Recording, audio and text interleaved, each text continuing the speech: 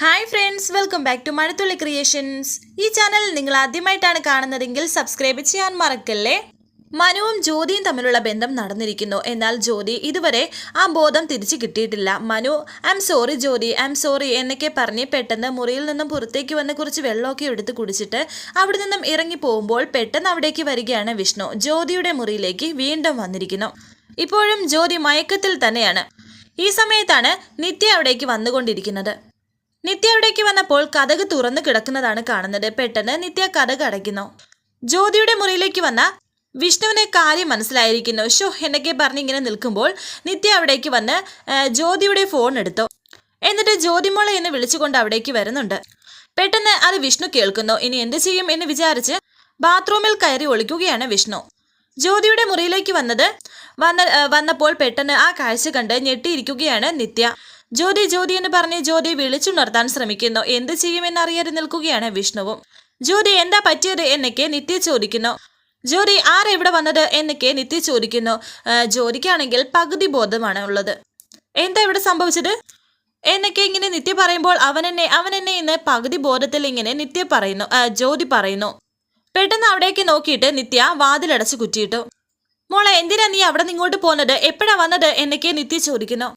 അമ്മ തിരിച്ചു വരുമ്പോൾ ഞാൻ എന്ത് പറയും? ഈശ്വര, എല്ലാം നശിപ്പിച്ചല്ലോ എന്നൊക്കെ ഇങ്ങനെ നിത്യ ടെൻഷനോടെ പറയുന്നുണ്ട്. ഈ സമയം തന്നെ ജീവനും അവിടേക്ക് വരുന്നു. വിഷ്ണു ആണെങ്കിൽ ആകെ പെട്ടുകിടക്കുകയാണ്.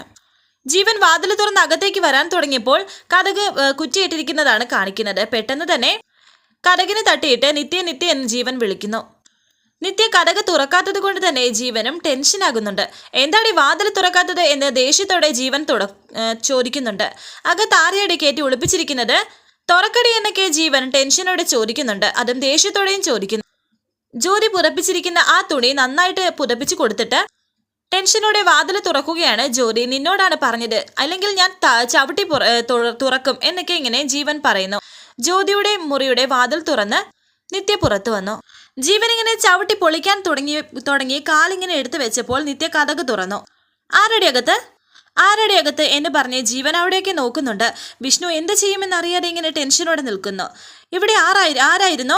നിത്യ പറയുന്നു. ജ്യോതി കിടക്കുന്നു. അവളുടെ അടുത്തായിരുന്നു ഞാൻ എന്ന് നിത്യ പറയുമ്പോൾ അവൾക്ക് എന്ത് പറ്റിയെന്ന് ചോദിക്കുന്നു. തലവേദനയാണെന്ന് പറയുന്നുണ്ട് നിത്യ. അങ്ങനെ ജ്യോതിയുടെ ആ വാതിൽ തുറന്നു നോക്കുന്നുണ്ട്.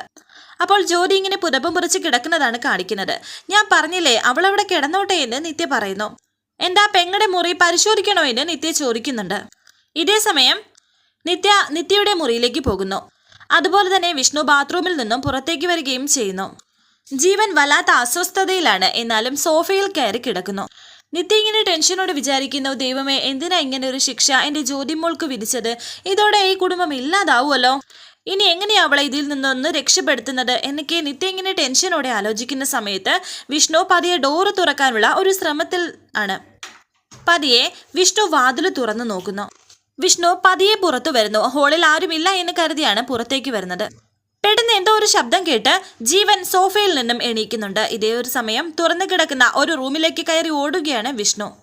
അതേ റൂമിലേക്ക് ജീവനും പോകുന്നു. ആ കട്ടിലിനടിയിൽ ഒരു കാല് കാണുകയാണ് ജീവൻ. അത് നിത്യയുടെ മുറിയായിരുന്നു. നിത്യ ഇപ്പോൾ ബാത്റൂമിലാണ്. വിഷ്ണു ടെൻഷനോടെ അവിടെ കിടക്കുകയായിരുന്നു. ആ സമയം വളരെ ദേഷ്യത്തോടെ ജീവൻ വിഷ്ണുവിനെ കണ്ടിരിക്കുന്നു. വിഷ്ണുവിനെ നോക്കിയിട്ട് എടാ എന്ന് പറഞ്ഞ് കാല് പിടിച്ച് വലിച്ച് ഇടുകയാണ്. ഒരു ശബ്ദം കേൾക്കുകയാണ് ഇപ്പോൾ നിത്യ. വിഷ്ണുവിനെ പൊതിരെ തല്ലുകയാണ് ജീവൻ. നിത്യ ഇപ്പോൾ പുറത്തേക്ക് വരുന്നു. സത്യം പറയടാ, എന്തിനാടാ എന്റെ വീട്ടിൽ വന്നത്? എന്തിനാടാ എന്റെ മുറി കയറിയത് എന്നൊക്കെ ജീവൻ എന്തായി കാണിക്കുന്നത്? വീടയാളെ എന്നൊക്കെ നിത്യ പറയുമ്പോൾ ജീവൻ പറയുന്നു, കളിച്ച് ഇത്രയ്ക്കൊക്കെ ആയല്ലേടി, നീ ഇവനെ കട്ടിലടിയിൽ ഒളിപ്പിച്ചിട്ട് എൻ്റെ അടുത്ത് കള്ളം പറയുവാന്നോടി. ഇത് കേട്ട് നിത്യ പറയുന്നു, എനിക്കറിയില്ല ഇവൻ എങ്ങനെയാ ഇവിടെ വന്നേന്ന്. വീണ്ടും ജീവൻ വിഷ്ണുവിനെ അടിച്ചിട്ട് നിത്യയുടെ കഴുത്തിൽ പിടിച്ച് ഞെരിക്കുന്നു. കൊല്ലും ഞാൻ നിന്നെ, എന്നെ പറ്റിക്കാൻ നോക്കിയാലുണ്ടല്ലോ കൊന്നു കളയും നിന്നെ ഞാൻ എന്നൊക്കെ ജീവൻ പറയുന്നു. ഈ സമയം കൊണ്ട് വിഷ്ണു രക്ഷപ്പെടാൻ തുടങ്ങിയപ്പോൾ വിഷ്ണുവിനെ വീണ്ടും ഒരുപാട് തല്ലുകയാണ് ജീവൻ. വിട് എന്ന് പറഞ്ഞ് നിത്യ പിടിക്കാൻ തുടങ്ങിയപ്പോൾ വീണ്ടും നിത്യയുടെ കഴുത്തിൽ ഞെരിക്കുകയാണ് ജീവൻ. ഇവനെ നിനക്ക് അറിയില്ല അല്ലേ എന്നൊക്കെ ഇങ്ങനെ പറയുന്നു. നിനക്കറിയില്ല അല്ലേടി എന്നൊക്കെ പറയുന്നു. ഈ സമയം കൊണ്ട് വീണ്ടും വിഷ്ണു അവിടെ നിന്നും ഇറങ്ങി ഓടുമ്പോൾ പിറകെ ഓടുകയാണ് ജീവനും. പെട്ടെന്ന് ജ്യോതിയുടെ മുറിയിലേക്ക് കയറുന്നുണ്ട് നിത്യ. വിഷ്ണുവിന്റെ പിറകെ ഓടി വരികയാണ് ജീവൻ. എന്നാൽ ഇതേ സമയത്ത് സുജാതയാണെങ്കിൽ ആ രണ്ടുപേരുടെയും തർക്കം തീർക്കുകയാണ്. അവരുടെ വഴക്കൊക്കെ മാറ്റിക്കൊടുക്കുന്നു. ഇനി ഒരു പ്രശ്നമില്ല എന്നൊക്കെ പറയുന്നു. അവരുടെ പ്രശ്നങ്ങളെല്ലാം തീർന്നെല്ലാവരും കൈയടിച്ചുകൊണ്ടിരിക്കുന്നു സന്തോഷത്തോടെ തന്നെ. ജ്യോതി കരഞ്ഞുകൊണ്ട് നിത്യയോട് പറയുന്നു, എന്നെ ഭീഷണിപ്പെടുത്തിയത് മനുവിന്റെ കൂട്ടുകാരനായിരുന്നു വിഷ്ണു എന്ന് പറഞ്ഞ ജ്യോതിയാണെങ്കിൽ വല്ലാത്ത കരച്ചിൽ. ഞാൻ അസോസിയേഷനിൽ ആ ഒരു അവിടെ നിന്ന് തിരിച്ചു വന്നപ്പോൾ അവൻ എന്നെ എന്ന് പറഞ്ഞ് ജ്യോതി പൊട്ടിക്കരയുന്നു. എന്നാൽ ആ ഒരു സംഭവം മാത്രമേ ജ്യോതിക്ക് ഓർമ്മയുള്ളൂ. തന്നെ ഇല്ലാതാക്കിയത് മനുവാണെന്ന് ഇപ്പോഴും ജ്യോതിക്ക് മനസ്സിലായിട്ടില്ല. അത് വിഷ്ണുവാണെന്ന് തെറ്റിദ്ധരിച്ചു വെച്ചിരിക്കുകയാണ് ജ്യോതി.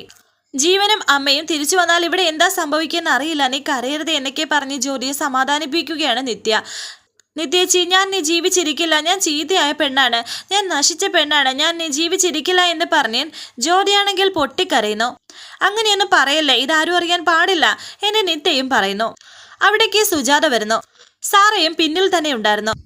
എന്നാൽ സുജാത ഇത് കേട്ടിരിക്കുന്നു. സുജാത ഇത് കേട്ട് കരയുന്നുണ്ട്. എന്റെ മോളെ ആരുപദ്രവിച്ചത് എന്നൊക്കെ സുജാത. എന്റെ മോളെ ഞാൻ എന്താ ചെയ്യേണ്ടത്, ഞാൻ എല്ലാം കേട്ടു എന്ന് പറഞ്ഞ് സുജാത കരയുന്നു. സാറാ, ഇനി എന്റെ മോളെ ഞാൻ എന്താ ചെയ്യേണ്ടത് എന്നൊക്കെ പറഞ്ഞ് സുജാത കരയുകയാണ്. സുജാതയെ കെട്ടിപ്പിടിച്ച് ജ്യോതിയെ കെട്ടിപ്പിടിച്ച് സുജാതയും ഇങ്ങനെ ഒരു പൊട്ടിക്കരയുന്നു. ചേർത്ത് പിടിച്ച് ഞാൻ കൊണ്ട് നടന്നതല്ലേ, എന്നിട്ടും എന്റെ മോളെ ഇങ്ങനെ ചെയ്തല്ലോ എന്ന് പറഞ്ഞ് സുജാത കരയുന്നു. ആരാ ഇത് ചെയ്തത്, ആരാ നിന്റെ ദേഹത്ത് തൊട്ടത് എന്നൊക്കെ സുജാത ചോദിക്കുമ്പോൾ ജ്യോതി പറയുന്നു, വിഷ്ണു, മനുവിന്റെ കൂട്ടുകാരൻ വിഷ്ണു. എന്നാൽ വിഷ്ണു അല്ല അത് ചെയ്തത്.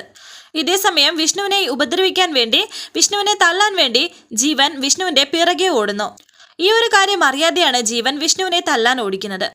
വരാനിരിക്കുന്ന പുതുപുത്തൻ എപ്പിസോഡുമായി വീണ്ടും കാണാം. Thank you for watching. Please subscribe, like, share my channel.